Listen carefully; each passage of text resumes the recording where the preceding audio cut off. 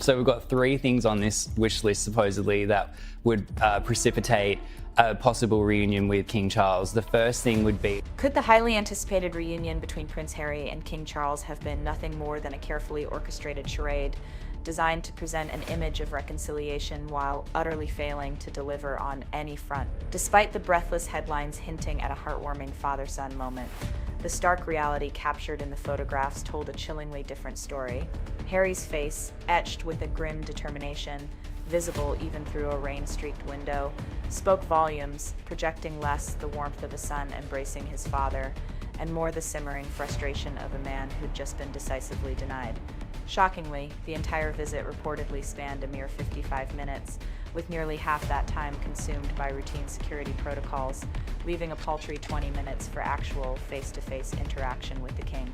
This brief encounter, barely enough for polite pleasantries and a quick lukewarm cup of tea, was widely interpreted by royal commentators as Harry hitting a solid, unyielding royal brick wall. for Meghan and Harry, we know that this has been a core issue for Harry in terms of not only his relationship with the royal family, but anytime he's come to the UK, of course he had that court battle that he lost with the Home Office over security. What truly transpired behind those imposing Clarence House doors likely extended far beyond a casual catch-up over Earl Grey. Observers quickly speculated Harry arrived armed with a very specific and rather urgent to-do list. This agenda reputedly included pressing requests for crucial funding amidst mounting legal battles, urgent clarifications regarding his children's burgeoning royal titles, and potentially even discussions surrounding his spiraling court costs. However, the king's response, as whispered by insiders, was reportedly the royal equivalent of offering thoughts and prayers, a polite but firm refusal of any tangible support. The undeniable look on Harry's face as he departed, a visible mask of disappointment, screamed of a denied application, but the situation was poised to become even more excruciatingly awkward. Reports quickly surfaced that Queen Camilla had also been present. Imagine the sheer audacity, or perhaps desperation, of Harry sitting across from the very woman he had so publicly and scathingly criticized in his memoir Spare*, branding her as dangerous and manipulative, while simultaneously attempting to extract concessions from her husband, his own father. Online, fans couldn't help but joke that the scene resembled less a cozy tea party and more a televised courtroom cross-examination, with Camilla observing Harry's every move, silently sipping her tea like an inscrutable, all-knowing judge. The public naturally devoured every single body language photo, with one viral meme vividly comparing Harry's crestfallen departure to a contestant being summarily dismissed from The Apprentice with a curt, "You're fired." Another fan wryly tweeted, "He walked in like a prince, walked out like a man Googling Uber fares." Yet, in stark contrast, mainstream media outlets swiftly churned out their usual saccharine narratives about rebuilding bridges and hope for reconciliation. This profound contradiction, official stories of peace clashing violently with the unmistakable visual evidence of outright rejection, was the true spark igniting the public's fascination and fueling a relentless firestorm of speculation. He wants that to be reinstated. I mean, I think at this point it would have to be just paid for by the king personally, because there would be no way for them to reinstate it through the sovereign grant or anything. It would have to come from Charles. The timing of Harry's departure could not have been more dramatically inconvenient, forcing him into an immediate, jarring pivot from private disappointment to public duty. He was scheduled to attend an Invictus Games reception almost instantaneously after leaving Clarence House, compelling him to plaster on a forced public smile, while the entire internet was already replaying, dissecting, and memeing his visibly seething exit shot. Commentators across the globe immediately speculated that Meghan, thousands of miles away in their Montecito mansion, was undoubtedly preparing her own intense cross-examination, already formulating the pointed questions Harry would face the moment he walked through their door. Harry wants guarantees that his privacy will be protected. I don't know about that. I mean, kind of maybe implying that, Charles would be doing the leaking. I think that if anyone is leaking to the media and betraying privacy. Fans vividly imagined Harry rehearsing a litany of excuses in the back of his cab, already acutely aware that none of his answers would satiate his wife's specific and undoubtedly high expectations. Yet this was merely the prelude, as palace insiders ominously warned that the true fallout from this contentious encounter wouldn't be captured in photographs, but would instead unfold through a calculated series of leaks.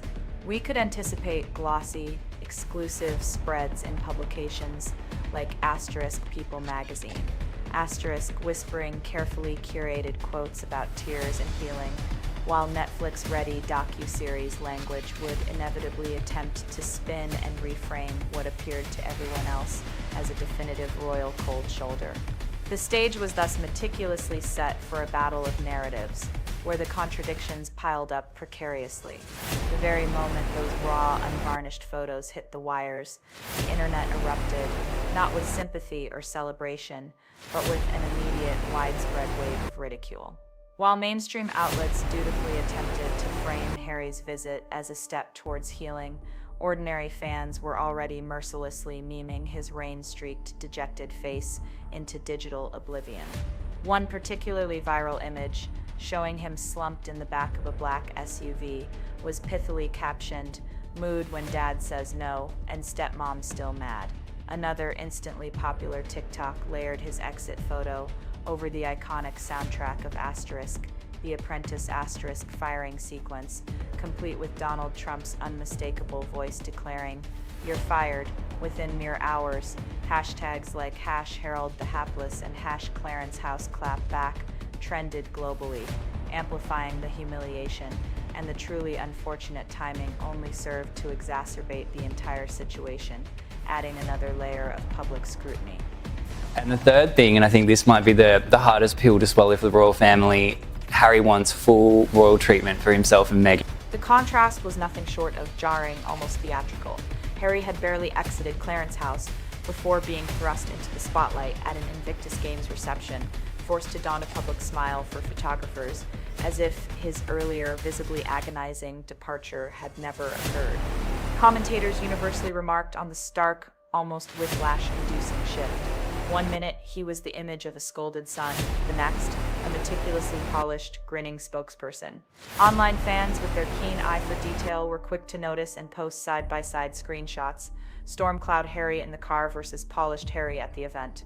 Photoshop couldn't fix that transition, one user quipped, perfectly capturing the public's incredulity. Media critics swiftly joined the chorus, dissecting the glaring contradictions between carefully crafted royal PR and the undeniable, visible reality. A prominent columnist in The Telegraph cuttingly observed, "If this was reconciliation, it lasted less than the average tea steeping." Meanwhile, celebrity watchers drew parallels to past royal encounters, recalling the palpable tension in Princess Diana's strained meetings with Charles in the 1990s, or even Sarah Ferguson's infamous icy receptions.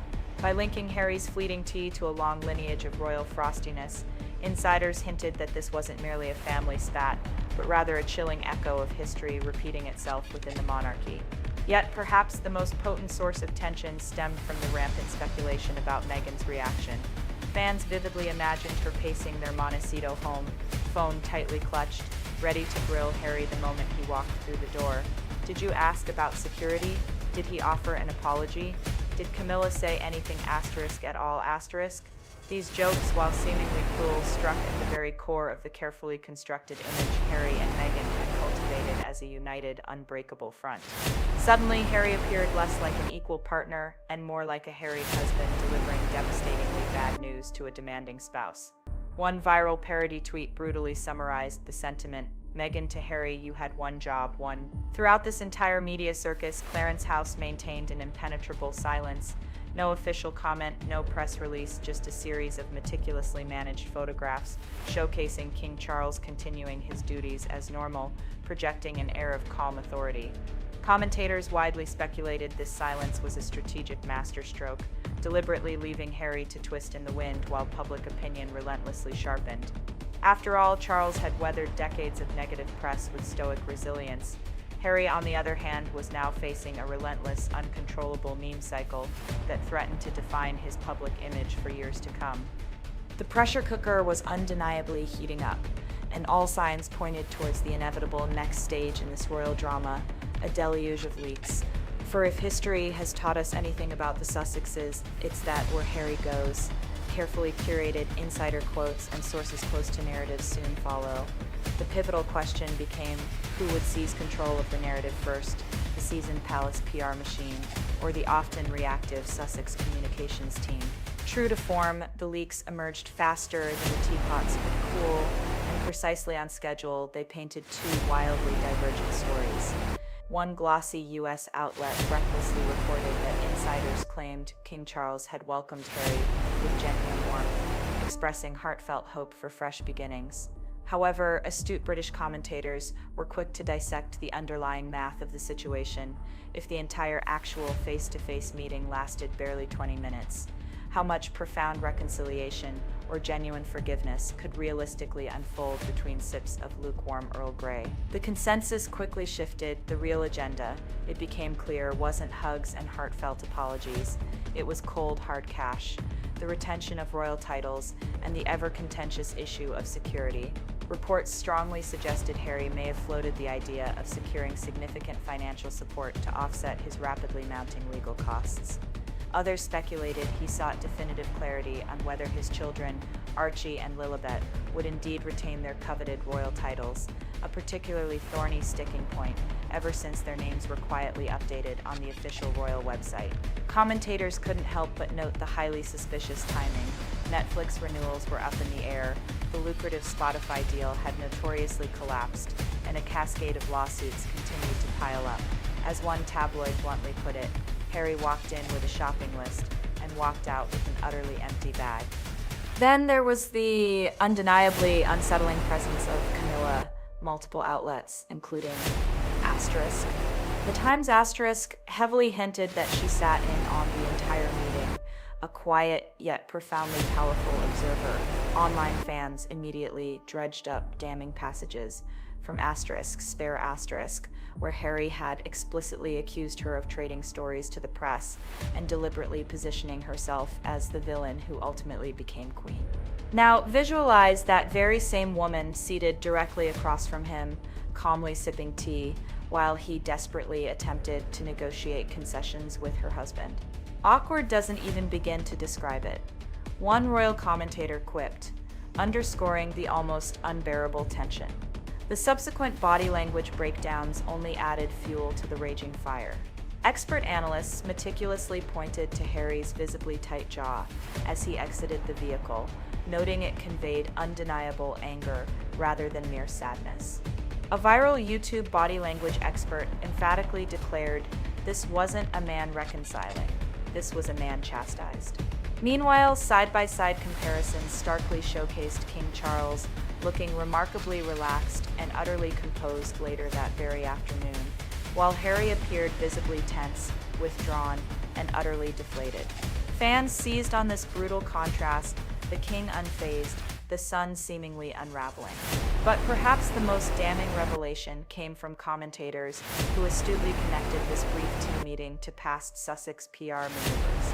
Give it a week, one critic presciently wrote, and we'll undoubtedly see sympathetic leaks about Charles's heartbreaking coldness, conveniently paired with whispers of reconciliation. This prediction resonated profoundly because the palace, with its centuries of experience, understands this intricate game all too well. By maintaining a strategic, unwavering silence, King Charles effectively cornered Harry. Any subsequent leaks from Harry's camp would inevitably appear staged, any narratives desperate. This, then, is what truly raised the stakes. This wasn't merely about a cup of tea in Clarence House. This was fundamentally about leverage. Harry may have walked in hoping to secure vital support, financial, symbolic, even emotional, but the optics screamed unmitigated failure. Camilla's silent, watchful presence, Charles's polite but non-committal nods, and Harry's visibly seething exit painted a picture far more vivid and undeniable than any carefully spun leak ever could. The tension, already palpable, transcended the personal. It became profoundly institutional. Clarence House had drawn a quiet yet firm line in the sand, and Harry's subsequent moves would determine whether that line would solidify into an impassable moat. This was no mere bad photo opportunity. It was a strategic checkmate. While Harry stormed out of Clarence House looking like a man denied a crucial loan, the formidable palace machine was already grinding into high gear, executing its counter-strategy with chilling precision. Commentators widely speculated that Charles had achieved precisely what he intended, a controlled, quiet meeting that yielded absolutely no commitments and strategically left Harry holding the entire narrative bag. With Camilla present, Charles effectively had a crucial witness, an unimpeachable third party whose presence served as an undeniable deterrent. If Harry's camp were to later leak sympathetic claims about Charles's supposed emotional openness or a lack of familial warmth, the palace could swiftly and credibly dismiss them as blatant mischaracterizations. Camilla's presence was not accidental, one insider reportedly told Asterisk. The male Asterisk, it was insurance, and the institution wasted no time in allowing its silence to speak volumes. Instead of rushing out defensive statements to the press, Clarence House strategically released carefully curated images of King Charles calmly continuing his royal duties, visiting community projects, smiling genuinely with the public, and embodying an unwavering, calm authority.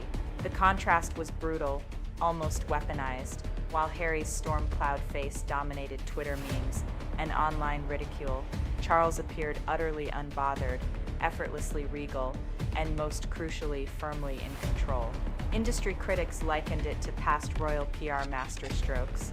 In 1992, during the infamous Annus Horribilis, Queen Elizabeth II famously navigated the chaos by steadfastly projecting stability amidst turmoil. In 2020, when Meghan and Harry dramatically announced Megxit, palace statements emphasized calm continuity in the face of unprecedented disruption. The Clarence House tea meeting perfectly fit this same mold. Don't attack, don't defend, just outlast. They've learned, one commentator wrote. The institution survives by letting Harry implode on his own timeline.